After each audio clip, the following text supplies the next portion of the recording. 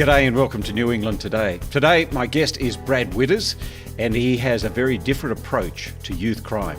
And people only know what they know, so if that's the environment that they grow up in, then that's what. So we've got to change that. We've got to change them a better way. And that was one of the things when I was working at the school, and why I ended up leaving the education department, because of their thinking, is you've got to change the way that you're teaching these kids and what you're trying to do to them. And one of the things with me, especially with the young Aboriginal students, was, and I'm a good example of it, so the stronger you are, how do I put this? Us as Aboriginal people have got to walk in two worlds. We've got to be able to walk in a traditional world, an Aboriginal world, and then be able to survive and make it in a Western world. So if you're not strong in either of those, it makes it very difficult, and with the pressures of life that you get on.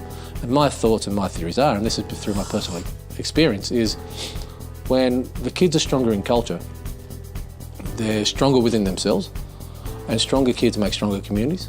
So building them up as a person then gives them the strength to be able to go when life and society tries to knock them down and they just take the easy road.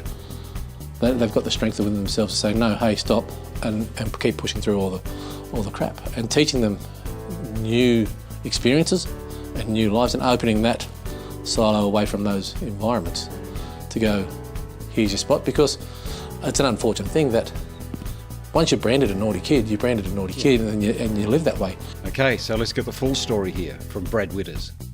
Yeah, thanks for having me. You are a New England boy. Yeah, through and through.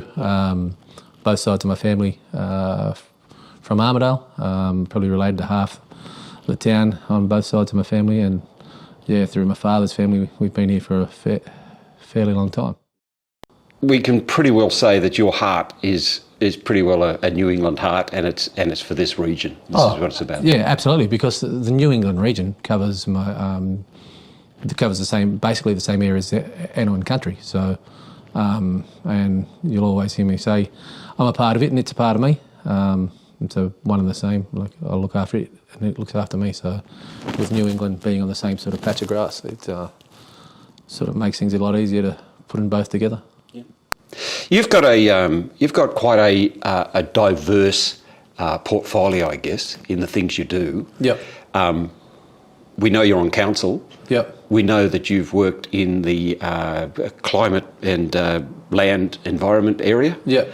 Yeah. So currently at the moment, working for what's now DECU, the Department of Climate Change, Energy, Environment and Water, and way down into their system in the Net Zero Land team. I work for the Public and Aboriginal Lands team there, doing carbon abatement and land sequestration and things like that. How aware are people of that science and the move towards change in this area? That's a good question. I think they're pretty aware.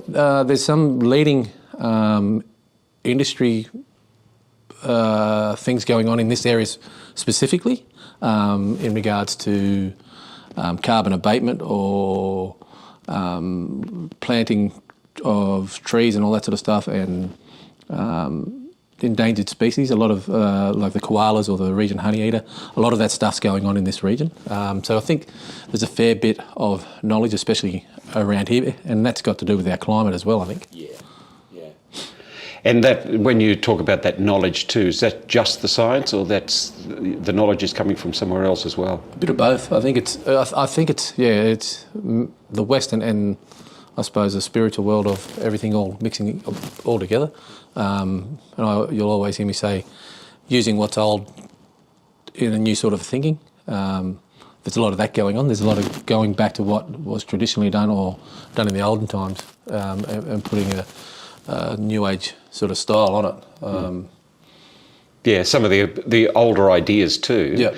And particularly from thousands of years ago. That knowledge, I don't know how much knowledge you actually have of that, other than you know what you know. Yep.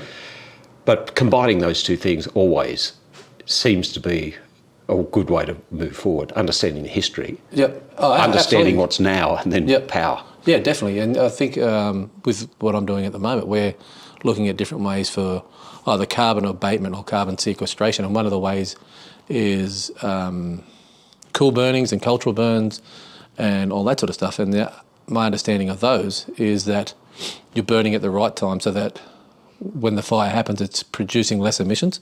So then you're cutting down on what would have happened in the first place, but then you're regenerating certain grasses and species of different plants and that, which then brings in a whole chain reaction of animals that come in, and then they bring in different things, and so it's one part here looks after another part there, which then looks after another part, and it just works around. You make it sound simple, but that's pretty complex stuff. That's really trying to put together a pretty complex little map. But as you say, you break it down into a simple sort of aspect of, well, what do we try and do here? Yep, this is what that does, and then it leads to this, leads to that, leads to that. Let's talk a little bit about how you see the New England's future at the moment. And we can throw in a bit of politics, but this is not really a political conversation. We're more about the future of the place. And I guess where the New England is now as being seen outside the New England. What's your view on how we're perceived? I know you said not really political, but you look at it in a political sense. The fact that it's the way that we vote, we're the most conservative area within Australia. Like in the federal election, I think the Nationals get in the canter, and same in the state election. And then you look at the way that we voted with the gay plebiscite and the voice referendum, you can sort of see those sorts of things. So people looking in, that's what they see as that. But that's as a whole, when you get right in underneath who the people are, there's I think there's a beautiful eclectic mix of different styles of people and different personalities, which then makes up a beautiful community. Armidale's a good example. There is some of that sort of a thinking of, let's just get into our cocoon and keep ourselves safe, and we'll stay like that, and we'll just won't change. Whereas when you get outside of that and you look around what's going on and the different things within the region and the people and like having worked in the high schools and the primary schools, like the talent that comes out of those places and the thinking of the young people, you can see that leading to a better future. The idea is that we've got to keep those people here. How do we do that? How do we keep the young people with those bright, innovative ideas within the region? Because they go, but they come back because they know. That's the thing of the New England is people grow up here. It's a great place to grow up. They shoot off, see the big wide world, but when it's time to settle down, first place they come to is back here. There's a reason for that. So let's try and see whether we can keep them here longer and then get them back earlier. Is probably the best way to do it. That would probably be transferable to virtually everywhere. Although the cities seem to be changing, and people are leaving. Sydney, for example, has just been beaten, I guess, if that's the right word, by Melbourne. Melbourne's just hit 5-point-something million people, and Sydney's gone backwards. It's 4-point-something. People are going. They're leaving. I think they've got a gutful. But will that mean something good for the New England? Who can tell? Well, it's a good point on the fact that when you look at other countries around the world, their population is spread out. And so whereas Australia's, our population's put in the 5 or 6 big cities and that's it. Where when you go back to like a political and thinking, state government thinking, they've got the LSPSs for the local government, the regions and the state, long-term strategic planning statements. What we've got to try and do is work out what they're trying to do, what their plan is, and get some of that sort of innovation and growth and all that sort of thing happening in this region, so that instead of being a region of, we'll just say 185,000, we're now a region of 300, 500,000, which then brings in more stuff and then makes the area more of a reason to stay in the area, because people go because you're missing services and you're missing entertainment and you're missing attractions and all that sort of stuff.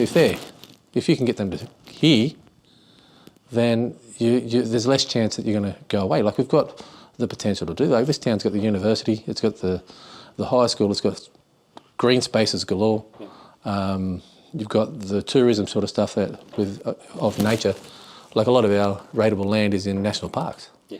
So you've got the potential especially just in the New England region. Like I'm talking about Armidale, Gleninnes, Tenterfield, even I think places like now Muswellbrook and Moree are part of the New England region. There's so much that can be done on this part, but it's whether the thinking from people in Sydney can see that, and whether we can, as ourselves, get them to see it, make enough noise for them to see us.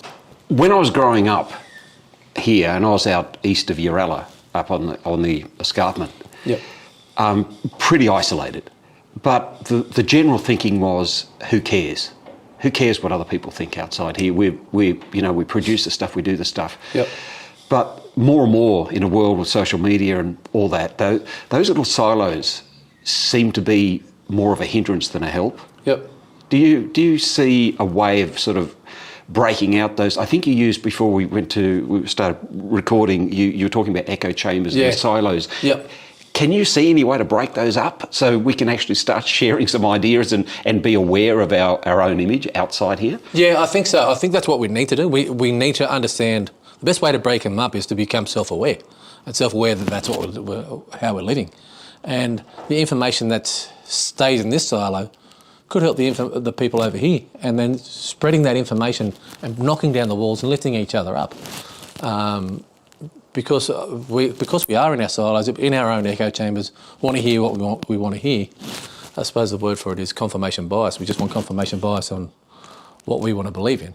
Whereas it's something I'd always say is, if you stop learning, then what's the point of living, you know? So if we can start giving people information and start filling up their cups and their knowledge and making their cups bigger, then I think it raises everyone else, because then all someone might need to come out with something brilliant is a small spark from someone else.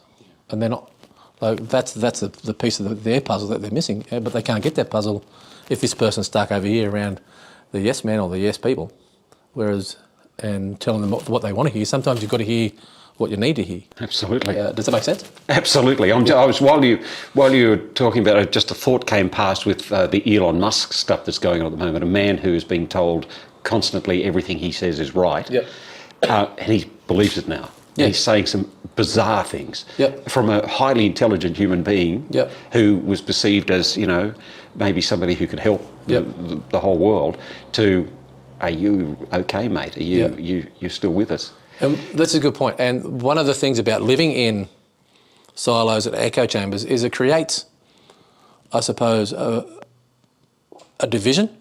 So because once you start questioning what's going on over here, their back gets up and they start having to go back. And then it just creates a bad flavour within the neighbourhood and within the area. Whereas if you're open to listening to people's views and understanding, and this is another thing you'll always hear me say, is if we were all the same, the world would be boring.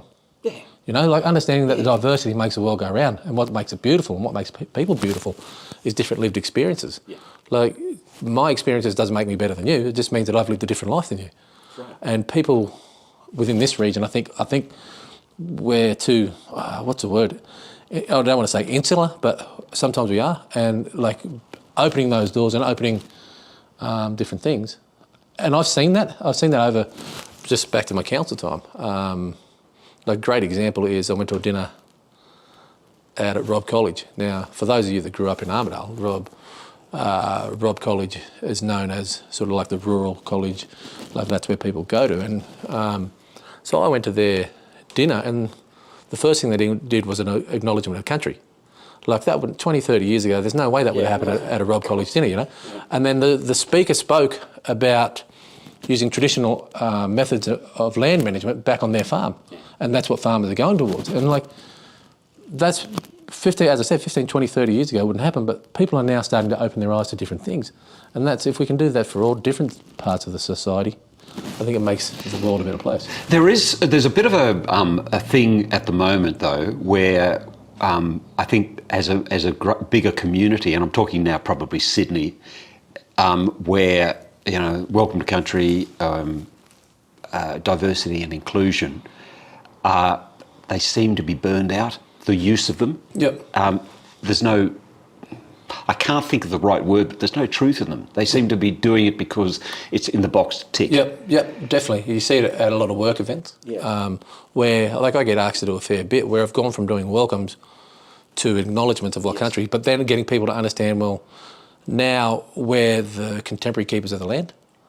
So starting to talk about that and their importance of looking after the land, because you're looking after the land, it looks after you. Yeah. And that they're on the land and where they are now at the moment because they're supposed to be there. There's a reason why they are where they are. And so you go from making people, I suppose, don't want to say feel guilty and all that sort of stuff, but that's sort of where it's heading towards, whereas you're acknowledging, because no matter what people say, before this place was called Australia, each little part had its own different names and its own beliefs and its own customs and traditions and everything else like that. And there's no denying that, but getting people to understand that.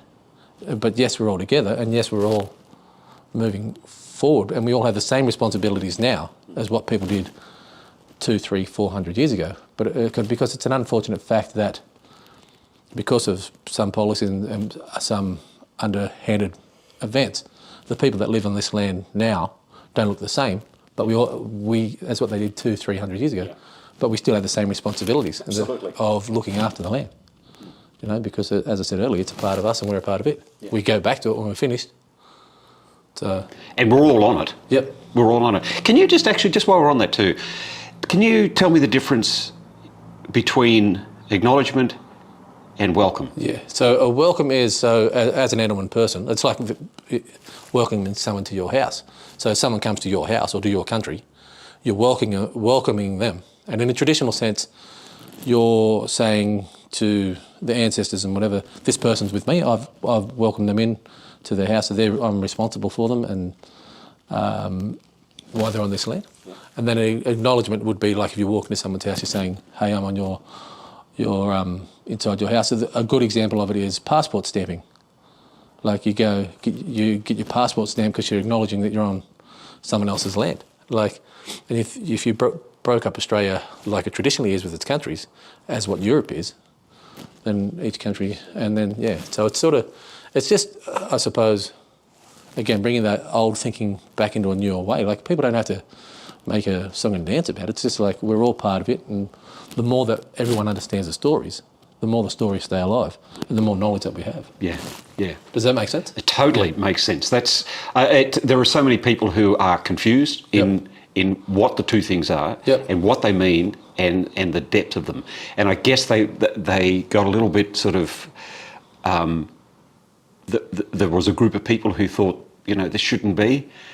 But the majority of people I know and work with all say, well, it's not a matter of it should or shouldn't it. It just is. That's because that thinking comes about because you've got narrow-minded right-wingers who will get out there and tell you the story that it was made up by Ernie Dingo in the 70s, and it's the old saying that a lie gets around the world before the truth gets its boots on. It's unfortunate, and Australia has that undercurrent about it, but it's for every step forward or two steps forward that we take, there's that unfortunate half step, one step back, but we're heading in the right direction. You think so? Oh yeah, I think so. And this is something that I always say, I'm a great example of where we're heading. And I tell the story, my father was born in 1946. In 1947, my great-grandfather needed what they called the Certificate of Exemptions for Aboriginal people at the time, and had to have that on him the whole time to be able to walk up the main street. He was working up near Black Mountain at the time, and so if he was caught in town without that certificate, then straight to jail, all that sort of stuff.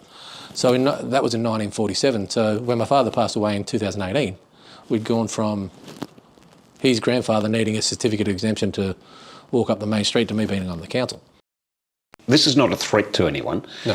This is progress. Yep. And progress can be, I guess, scary because it's a bit of a change to some people. Yep. But knowing that it's... I'm just getting from you that you're a patient man and that the way things are being done, it takes time. Yep. As long as they get done. Yeah, as long as you can see progress. It's the theory of instant gratification that we have nowadays. The older generation understood that you put in the hard work, you'll see the hard work at the end. And it's something, I suppose, that I've always thought about, but you see a lot of those results in different areas. So a good example of, again, working at the schools. Yeah. Like I know, I first started there, first year out of high school, nearly 25 years ago. But some of the conversations you have with kids, like it might be 5 minutes out of their day, out of your day, but 20 years later, like I've had kids who are nearly 40 now come up and say, like, that time you spent with me was, like, I still remember it and I remember what you said and I appreciate it, all that sort of stuff. So it's the old saying of, you plant the tree but you might not see it grow. That's you know, right. It's so whatever you're doing now, you're always making the world a better place for the people to come after you. That's a nice way of looking at it too, and that's as it should be. That's spoken to also like a parent. Yeah. Yeah. So it's. Can we just talk about kids for just a minute too? Because I was talking to Susanna Pierce in Moree. Yep. And she was talking about the issues there, the crime issues and the youth crime issues, and her view was that this is not anything to do with anything more than socioeconomics, and South Moree is the issue area because that's where the low socioeconomic. Is that the same for Armidale? Is that the same for most of the regions around the New England? Without looking at the crime statistics, you'd say the low socioeconomic part of it is, and whether that's, again, back to our points on the silos, is these people are looking at other people and going, oh man, I want what they've got, I'm jealous of what they got, why have they got things so good, you know? So whether it comes from that, and people only know what they know, so if that's the environment that they grow up in, then that's what, so we've got to change that, we've got to change them a better way. And that was one of the things when I was working at the school and why I ended up leaving the education department, because of their thinking, is you've got to change the way that you're teaching these kids and what you're trying to do to them. And one of the things with me, especially with the young Aboriginal students, was, and I'm a good example of it, so the stronger you are, how do I put this? Us as Aboriginal people have got to walk in two worlds. We've got to be able to walk in a traditional world, an Aboriginal world, and then be able to survive and make it in a Western world. So if you're not strong in either of those, it makes it very difficult, and with the pressures of life that you get on. And my thoughts and my theories are, and this is through my personal experience, is when the kids are stronger in culture, they're stronger within themselves, and stronger kids make stronger communities. So building them up as a person then gives them the strength to be able to go, when life and society tries to knock them down and they just take the easy road, they've got the strength within themselves to say, no, hey, stop, and keep pushing through all the crap. And teaching them new experiences and new lives, and opening that silo away from those environments to go, here's your spot. Because it's an unfortunate thing that once you're branded a naughty kid, and you live that way. Whereas one of the things I used to go is, well, hey, this kid's not getting an opportunity. Come here, you're now going to be our speaker. You're now going to be our leader. Like, you've got to open their experiences and all that sort of stuff to be able to give them the confidence to grow. It's like watering your plant. Like, all those experiences are watering them on the inside, making them stronger. Great analogy. And you're going to have, no matter what you do, no matter the work you put in, you're going to have a certain part of society that you're just not going to be able to crack. But if you can crack one, that one then affects 2, who then affect 4, who then affect 8, you know? And so you've got to be, and it comes back to the patience of, I might not see the results of the work that I've put in, but if I put in the work, the results will happen down here. And as a society, we've got to start doing that and understanding that different people's perspectives of where they've grown up. Like, it's again, like, you don't know that person's background. And yes, what the behaviour that they're doing isn't conducive to a productive environment. But instead of doing the same results here, let's look back, what can we do back here to be able to make it so that our outcomes at the end are different at the start. Does that make sense? Totally, yeah. Totally. You've just tapped into something else too here, that there's a wave of fear throughout the community worldwide now on the introduction of artificial intelligence, AI. Yep. And the real question is, what the hell are human beings going to do once all that stuff happens? And it's already happening. Yep. I know just in my field, 50% of what I do can be done by AI. Mm-hmm. Thank God, because I didn't like to do that bit. But what are we going to do with ourselves when we don't have to do all that stuff. And if I'm getting it right from what you're saying, that we are about looking at the youth and about looking at people who are struggling, it's about giving them something to do as well as understanding the culture. So part of something to do is to understand the culture, understand what they are supposed to be and where they can go. Just building them up. But this could apply to that as well as a general rule, that we all should be looking at what is our culture, what are we trying to do, and this is not for people who are in lower socioeconomics. This is across the board. It's artificial intelligence is interesting because I watched a video last night where a guy got talking to what's it called? Chat PT or whatever it is. ChatGPT. Yeah, and he tried to convince it that it was had its own thoughts. Yeah, Turing test. Yeah. And then I was reading something the other day. Is it really artificial intelligence, or is it only the intelligence we give it? So artificial intelligence is something where it can come up with its own ideas, whereas my understanding of artificial intelligence at the moment is it's only based on the algorithms that we give it. It is. It's a large language model. All it is giving you what it thinks it should give you. Yeah. That's not intelligence. No. So it's basically just another form of to make some parts of life easier. Like if you can say, oh, I've got to give a speech on X, Y, and Z, write me a speech, and then you edit it out from there. So, but it's again, that some of that stuff that it's doing, like when you think of in the health way, and with issues we've got here, with remote sort of work and within different parts of Australia, you can actually have that sort of stuff there. You can have a computer and someone in Sydney controlling the computer that does the operations in Alice Springs, for example. But again, it's a good way to get back to what makes society better is if we can have a computer do a job and it makes life easier, but then we've got 5 people over here doing nothing, and idle hands is the devil's playground. So what's better is that's cheaper there, but then it creates more problems over here, or do we give these people something to do? Costs us maybe a little bit more than what the computer was doing at the time, or the artificial intelligence, but we're saving money over here. We're saving time, and we're saving resources, and all that sort of stuff. And then we're bringing our community up. We're giving shared experiences. I get that. I come from part of my background was in radio, which is a dead donkey now. Or close on it. It was automated. The idea was we've got to get the money right. Don't worry about the people. And that's the same thing in my mind. That's my only fear, is that we monetize everything. So we end up with a